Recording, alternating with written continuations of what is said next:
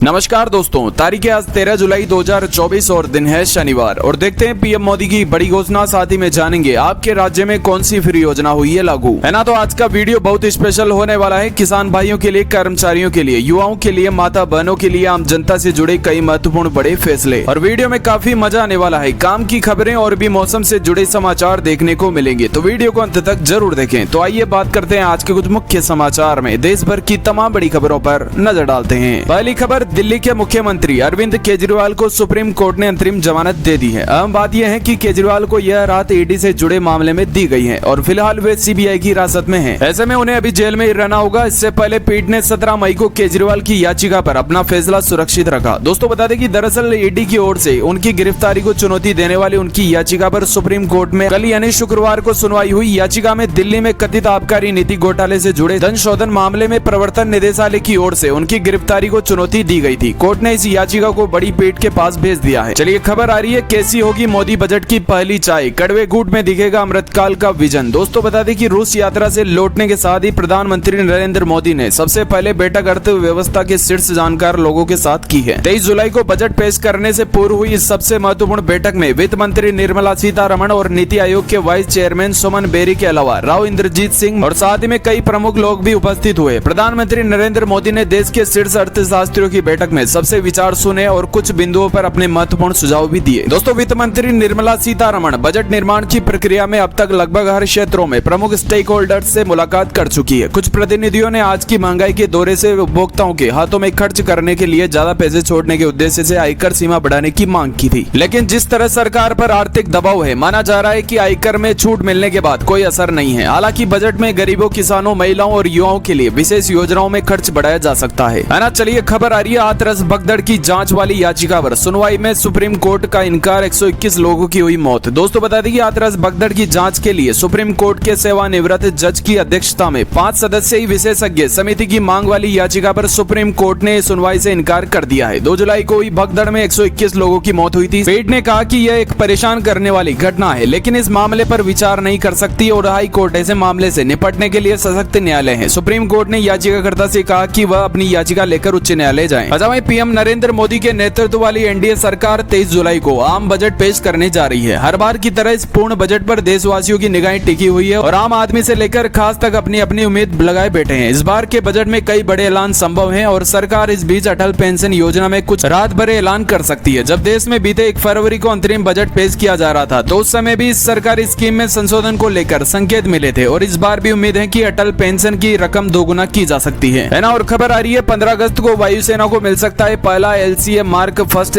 लड़ाकू विमान। सितंबर में मिलेगा जेई इंजन। दोस्तों बता दें कि देरी के बीच हिंदुस्तान एरोनॉटिक्स लिमिटेड 15 अगस्त को पहले LCA मार्क फर्स्ट लड़ाकू विमान वायुसेना को सौंप सकती है। वही भारत अमेरिका के बीच हुए समझौते के तहत लड़ाकू विमान के इंजन बनाने वाली कंपनी जनरल इलेक्ट्रॉनिक्स ने इस साल सितंबर-अक्टूबर लड़ाकू विमानों के इंजन की सप्लाई करने का वादा किया है। पहले इस प्रोजेक्ट में कई महीनों की देरी हो चुकी है। अच्छा चलिए अगली खबर, कांग्रेस के राष्ट्रीय अध्यक्ष मल्लिकार्जुन खड़गे ने शुक्रवार को प्रधानमंत्री नरेंद्र मोदी पर निशाना साधा। उन्होंने आरोप लगाया कि पीएम मोदी ने सरकार को जनता के मूल मुद्दों से दूर रखने के लिए PR का इस्तेमाल किया। खड़गे ने कहा कि जून में लोकसभा चुनाव के नतीजों के बाद लोग अब जवाब मांग रहे हैं। पीएम मोदी पर निशाना साधते हुए खड़गे ने कहा कि वह आगामी बजट सत्र के लिए कैमरे के साए में बैठकें कर रहे हैं। उन्हें देश के बुनियादी आर्थिक मुद्दों पर ध्यान देना चाहिए। आगे उन्होंने कहा कि आपकी नाकामियों की लिस्ट बहुत लंबी है। 9.2% बेरोजगार दर की वजह से युवाओं का भविष्य शून्य की ओर ताक रहा है। 20 से 24 वर्ष की आयु के लोगों के लिए बेरोजगारी दर बढ़कर 40% हो गई है, जो युवाओं के बीच नौकरी के बाजार में गंभीर संकट को उजागर करती है। और साथ ही उन्होंने कहा कि किसानों की आयु दोगुनी करने व लागत 50% MSP का वादा झूठा निकला है ना। और आपको बता दें कि मौसम विभाग ने आज मुंबई समेत पूरे उत्तर पूर्वी भारत में भारी बारिश का अलर्ट जारी किया है। मौसम विभाग का कहना है कि अगले 2 दिनों तक अलग अलग राज्यों में भारी बारिश रहेगी। कोंकण और गोवा, मुंबई समेत मध्य महाराष्ट्र और तटीय कर्नाटक, गुजरात, कर्नाटक के दक्षिणी में भीतर इलाकों में 12 जुलाई से लेकर 15 जुलाई तक भारी बारिश की चेतावनी जारी की गई है। वहीं मौसम विभाग के अनुसार मानसून की ट्रफ लाइन हिमालय की तरफ शिफ्ट हो गई है। इसके चलते राजस्थान में बारिश में कमी आ सकती है। फिलहाल राजस्थान के कई इलाकों में बारिश का दौर जारी है। और चलिए अगली खबर, बिहार के लिए पिटारा खोलेगी केंद्र सरकार, मेट्रो एयरपोर्ट की मिलेगी सौगात, विशेष राज्य के दर्जे की मांग। दोस्तों बता दें कि आम बजट में मोदी सरकार अपनी दूसरी सबसे बड़ी सहयोगी जदयू और बिहार का विशेष ख्याल रखेगी। जदयू की मांग के अनुरूप बजट में राज्य के कुछ शहरों में मेट्रो परियोजना, कम से कम आधा दर्जन नए एयरपोर्ट और मेडिकल कॉलेज खोलने की घोषणा की जाएगी। जदयू की बिहार को एक विशेष राज्य का दर्जा देने की मांग पर नए साल में विचार किया जाएगा, जबकि थर्मल प्लांट की स्थापना की मांग फिलहाल विचार विमर्श जारी है। बता दें कि जदयू के वरिष्ठ नेता के आम बजट में बिहार का विशेष ख्याल रखने जाने की संभावना को पार्टी की दबाव की रणनीति से जोड़ना उचित नहीं है। दरअसल राज्य की सत्ता में भाजपा की साझेदारी है और अगले साल विधानसभा चुनाव होने हैं। ऐसे में राजनीतिक कारणों से भी राज्य को प्राथमिकता मिलनी तय है। दोस्तों, जदयू ने बीते दिनों बिहार को विशेष राज्य का दर्जा देने, थर्मल प्लांट की स्थापना करने, 9 नए एयरपोर्ट, 4 मेट्रो लाइन और 7 नए मेडिकल कॉलेज की मांग की थी, है ना। और बड़ी खबर आ रही है, नेपाल में मौसम का कहर, भूस्खलन में 2 बसें त्रिशूल नदी में बही, 7 भारतीयों समेत 65 लोग लापता। दोस्तों, बता दें कि नेपाल में खराब मौसम लोगों के लिए आफत बना हुआ है। बताया जा रहा है कि शुक्रवार को सुबह मध्य नेपाल में मदन आश्रित राजमार्ग पर भूस्खलन की वजह से लगभग 63 यात्रियों को ले जा रही 2 बसें त्रिशूल नदी में बह गई है। दोनों चालकों समेत सभी लापता बताए जा रहे हैं। ऐसे माना जा रहा है कि इनमें 7 भारतीय भी शामिल हैं, है ना। और चलिए अगली खबर, अवैध ऑनलाइन गेमिंग मंचों से हो रही आतंकी फीडिंग, सट्टेबाजी से भारतीयों पर साइबर हमलों का खतरा। दोस्तों, बता दें कि अवैध ऑनलाइन सट्टेबाजी और जुआ खिलाने वाली कंपनियों के जरिए मनी लॉन्ड्रिंग एवं आतंकवादी फंडिंग को अंजाम दिया जा रहा है। चिंताजनक बात यह है कि ऐसी कंपनियां राष्ट्रीय सुरक्षा के लिए भी खतरा बनकर उभरी हैं। दोस्तों, अनुसंधान संघ की एक रिपोर्ट में दावा किया गया है कि अवैध ऑनलाइन सट्टेबाजी एवं जुए से भारतीय नागरिकों की साइबर हमलों और असुरक्षित ऑनलाइन माहौल में फंसने की आशंका बढ़ जाती है। वही रिपोर्ट में यह भी कहा गया है कि वर्तमान कानूनी और नियामक ढांचा वैध गैर कानूनी गतिविधियों के बीच पर्याप्त अंतर नहीं करता है। इस वजह से अवैध ऑनलाइन गेमिंग मंच अक्सर मनी लॉन्ड्रिंग और आतंकी फंडिंग सहित अन्य गैर कानूनी गतिविधियों को बढ़ावा देने के माध्यम के रूप में काम करते हैं, है ना। तो दोस्तों, आप ऑनलाइन गेमिंग के चक्रों में न पड़े और अपने साथियों, अपने दोस्तों को भी इसकी जानकारी जरूर दें, है ना। चलिए अगली खबर, केंद्र सरकार ने मुख्यमंत्री चंद्रबाबू नायडू की मांग पूरी की, आंध्र प्रदेश को मिली रिफाइनरी। बता दें दोस्तों, केंद्र सरकार ने आंध्र प्रदेश में तेल शोधन और पेट्रोकेमिकल हब बनाने की चंद्रबाबू नायडू की मांग मान ली है। कुछ दिनों पहले नायडू ने दिल्ली मोदी से भेंट की और अब खबर है कि भारत पेट्रोलियम कॉर्पोरेशन लिमिटेड राज्य में तेल रिफाइनरी स्थापित करने जा रही है। इस बारे में बात करने के लिए नायडू ने बुधवार को बीपीसीएल के शीर्ष अधिकारियों से मुलाकात की। इसके लिए राज्य में 60,000 करोड़ का निवेश किया जाएगा। ये रिफाइनरी कहाँ स्थापित होगी अभी ये तय नहीं है, लेकिन इसके लिए 3 शहरों के नाम चल रहे हैं। बता दें कि इस बारे में औपचारिक घोषणा 23 जुलाई को केंद्र सरकार के बजट में की जा सकती है। अच्छा, वहीं खुशखबरी आ रही है दोस्तों, अब सरकारी खर्चे पर तीर्थ यात्रा कर पाएंगे वरिष्ठ नागरिक। शिंदे मंत्रिमंडल ने प्रस्ताव को दी मंजूरी। दोस्तों, महाराष्ट्र सरकार ने गुरुवार को मुख्यमंत्री तीर्थ दर्शन योजना के तहत वरिष्ठ नागरिकों को मुफ्त तीर्थ यात्रा कराने के प्रस्ताव पर मोहर लगा दी है। इस योजना के तहत 2.5 लाख रुपए तक की सालाना आय वाले वरिष्ठ नागरिकों को सरकारी खर्चे पर तीर्थ यात्रा करवाई जाएगी। चलिए अगली खबर आ रही है, क्या राहुल गांधी बनेंगे किसान रणनीति का नया चेहरा? एमएसपी पर प्राइवेट बिल लाने की ऐसी है तैयारी। दोस्तों, बता दें कि एमएसपी की गारंटी समेत कई मांगों को लेकर संयुक्त किसान मोर्चा गैर राजनीतिक के बैनर तले पंजाब हरियाणा बॉर्डर पर किसानों का आंदोलन जारी है। इस बीच संयुक्त किसान मोर्चा ने कई मांगों को लेकर एक बार फिर से आंदोलन छेड़ने की घोषणा की है। एसकेएम की किसान आंदोलन को लेकर नई रणनीति के तहत कांग्रेस नेता और नेता प्रतिपक्ष राहुल गांधी एमएसपी गारंटी कानून की मांग का प्रमुख चेहरा बन सकते हैं। दरअसल एसकेएम की तरफ से हाल ही में एक बड़ी बैठक बुलाई गई है। बैठक में एसकेएम के देश भर में सक्रिय सदस्य शामिल हुए। इस बैठक में तय किया गया कि एसकेएम फिर से अपना किसान आंदोलन शुरू करेगा। एसकेएम के नेताओं का कहना है कि सड़कों पर किसान आंदोलन शुरू किया जाएगा, लेकिन उससे पहले सत्ता पक्ष और विपक्ष के नेताओं से मुलाकात कर उन्हें एसकेएम का संशोधन मांग पत्र सौंपा जाएगा, है ना। चलिए अगली खबर की बात करें। अमेरिका में नाटो शिखर सम्मेलन के दौरान अमेरिका ने यूक्रेन के समर्थन पर जोर दिया है। राष्ट्रपति जो बाइडेन ने यूक्रेन की सहायता के लिए कई नई घोषणा भी की है। इसके साथ ही उन्होंने बताया कि अमेरिका, जर्मनी, नीदरलैंड, रोमानिया और इटली यूक्रेन को 5 अतिरिक्त रणनीति वायु रक्षा प्रणालियों के लिए उपकरण प्रदान करेंगे। अमेरिका के समर्थन पर यूक्रेन के राष्ट्रपति वोलोदिमीर जेलेंस्की ने प्रतिक्रिया दी है। बता दें कि गुरुवार को जेलेंस्की ने उन सहयोगियों के समर्थन को स्वीकार कर लिया है जिन्होंने यूक्रेन में तेजी से मदद पहुंचाने, रूस के सैन्य ठिकानों पर हमले करने के लिए हथियारों की आपूर्ति कराने और अमेरिका के उपयोग पर प्रतिबंध हटाने पर जोर दिया है ना। और चलिए अगली खबर की बात करें। सरकारी नौकरी में मेरिट करने वालों के पास सबसे कम जगह, इन्हें मिल रहा फायदा। बांग्लादेश में क्यों आरक्षण पर मच रहा हल्ला? दोस्तों, बता दें कि बांग्लादेश में सरकारी नौकरियों में आरक्षण में सुधार को लेकर लगातार आंदोलन हो रहे हैं। हाल ही में ढाका की सड़कों पर हजारों छात्र उतर आए हैं और योग्यता के आधार पर सरकारी नौकरी देने की मांग की है। आंदोलन हिंसक न हो जाए, इसके लिए सुप्रीम कोर्ट ने फिलहाल महीने भर के लिए आरक्षण पर रोक लगा दी है। और चलिए बॉलीवुड स्टार से जुड़ी बड़ी खबर। दोस्तों, अंबानी परिवार के जश्न में नहीं आएंगे अक्षय कुमार। हुआ कोरोना, 2 दिन से तबीयत चल रही है खराब। दोस्तों, अक्षय कुमार को लेकर हैरान कर देने वाली खबर सामने आई है। अक्षय कोविड-19 पॉजिटिव पाए गए हैं। कोरोना होने की वजह से वो अनंत अंबानी और राधिका मर्चेंट की शादी का हिस्सा नहीं बन पाए हैं। आज ही अक्षय की फिल्म सरफिरा थिएटर में रिलीज हुई है। चलिए अगली खबर। आईएएस पूजा ने चोरी के आरोपी को छुड़ाने के लिए बनाया था दबाव, सरकार को भेजी रिपोर्ट में पुलिस का दावा। दोस्तों, बता दें कि नवी मुंबई पुलिस ने महाराष्ट्र सरकार को एक रिपोर्ट सौंपी है। इस रिपोर्ट में कहा गया है कि विवादास्पद प्रोबेशनरी आईएएस अधिकारी पूजा खेड़ खेड़कर ने एक डीपीसी रैंक के अधिकारी पर चोरी आरोपी को रिहा करने का दबाव बनाने की कोशिश की थी। हालांकि पुलिस ने उस कॉल को लेकर कोई कार्रवाई नहीं की थी। एजेंसी के अनुसार यह मामला 18 मई को पनवेल पुलिस स्टेशन का है। यहाँ पूजा खेड़कर ने कथित तौर पर पुलिस उपायुक्त विवेक पानसर को कॉल किया और उन्हें से चोरी के आरोप में गिरफ्तार किए गए ट्रांसपोर्टर ईश्वर उत्तरवाड़े को छोड़ देने की बात कही है ना। और चलिए अगली खबर, प्रधानमंत्री नरेंद्र मोदी के रूस दौरे को लेकर अमेरिका चिढ़ा हुआ है। नाटो समिट के बीच पीएम मोदी के रूस दौरे और राष्ट्रपति पुतिन के साथ उनकी मुलाकात पर बाइडेन प्रशासन के वरिष्ठ अधिकारियों ने तीखी प्रतिक्रिया जताई है। दोस्तों, अमेरिकी अधिकारियों ने यह स्वीकार किया है कि पीएम मोदी का रूस दौरा अमेरिका के लिए मुश्किल और असहज था। उनके इस रूस दौरे की टाइमिंग ने अमेरिका को बहुत कुछ सोचने को मजबूर कर दिया है। बता दें कि अमेरिका की राजधानी वाशिंगटन में 9 से 11 जुलाई तक नाटो समिट का आयोजन हुआ था। इस समिट में यूक्रेन पर रूस का हमला चर्चा का केंद्र था। और एक कमाल की खबर आ रही है दोस्तों, अमेरिका राष्ट्रपति जो बाइडेन ने नाटो की मीटिंग के दौरान यूक्रेनी राष्ट्रपति जेलेंस्की को राष्ट्रपति पुतिन तो एक प्रेस कॉन्फ्रेंस में कमला हैरिस को ट्रम्प करार दिया है। उनसे इस तरह की गलतियां तब तक हुई है जब तक राष्ट्रपति चुनाव में उनकी उम्मीदवारी पर सवाल उठा रहे हैं। बाइडेन की इन्हीं गलतियों की वजह से माना जाता है कि उनके समर्थक भी उनसे रेस से बाहर होने की अपील कर रहे हैं। वहीं सर्वे में 56% लोग चाहते हैं कि बाइडेन राष्ट्रपति की रेस से बाहर हो जाएं, है ना। और चलिए बात करते हैं स्टॉक मार्केट और ट्रेडिंग से जुड़ी अपडेट के बारे में। दोस्तों, अचानक रॉकेट की तरह भागने लगा शेयर बाजार, सेंसेक्स 1000 अंक उछला। दोस्तों, बता दें कि शेयर बाजार में बीते 2 दिनों से छाई सुस्ती खत्म हो गई है और एक बार फिर सेंसेक्स निफ्टी तूफान तेजी से भागते हुए नजर आए हैं। सप्ताह के आखिरी कारोबार दिन शुक्रवार को बॉम्बे स्टॉक एक्सचेंज का 30 शेयरों वाला सेंसेक्स करीब 1000 अंक तक उछल गया है, तो वही नेशनल स्टॉक एक्सचेंज का निफ्टी भी जोरदार उछाल के साथ फिर से नए ऑल टाइम हाई लेवल पर पहुंच गया है। इस दौरान शेयर मार्केट में तेजी से बीच टाटा ग्रुप का टीसीएस शेयर हीरो रहा और इसमें 7% से ज्यादा का उछाल आया है ना। और बजट से पहले सरकार का तोहफा 7 करोड़ लोगों के लिए खुशखबरी, अब पीएफ पर मिलेगा इतना ब्याज। साथियों, बता दें कि बजट से पहले करीब 7 करोड़ ईपीएफओ मेंबर्स के लिए बड़ी खुशखबरी सामने आई है। केंद्रीय वित्त मंत्रालय ने गुरुवार को एक बड़ा ऐलान करते हुए कर्मचारी भविष्य निधि अर्थात ईपीएफओ डिपॉजिट के लिए ब्याज बढ़ोतरी की मंजूरी दे दी है। इस साल फरवरी में कर्मचारी भविष्य निधि संगठन अर्थात ईपीएफओ ने वित्तीय वर्ष 2023-24 के लिए ब्याज दर की 8.25% का ऐलान किया था और जिसमें अब फाइनेंस मिनिस्ट्री की तरफ से मंजूरी दे दी गई है ना। और चलिए स्मार्टफोन को लेकर अपडेट दोस्तों, CMF फोन फर्स्ट की पहली सेल, नथिंग का सबसे सस्ता फोन फ्लिपकार्ट पर मिल रहा डिस्काउंट। दोस्तों, बता दें कि नथिंग ने हाल ही में अपना budget smartphone CMF phone first launch किया है। इस स्मार्टफोन की जो पहली सेल है वो 12 जुलाई को थी। इसे आप फ्लिपकार्ट से भी खरीद सकते हैं। कंपनी ने CMF फोन फर्स्ट को 8 जुलाई को लॉन्च किया है। फोन इंटरचेंजेबल बैक कवर के साथ आता है, साथ में इसके लिए एक्सेसरीज को जोड़ा भी जा सकता है। वही बात करें इसकी कीमत की तो दोस्तों बता दें कि 6 128GB 15,999 रुपए, वही 8 128GB 17,999 रुपए में है। और इस हैंडसेट को आप ब्लैक, ब्लू, लाइट ग्रीन और ऑरेंज कलर में भी खरीद सकते हैं।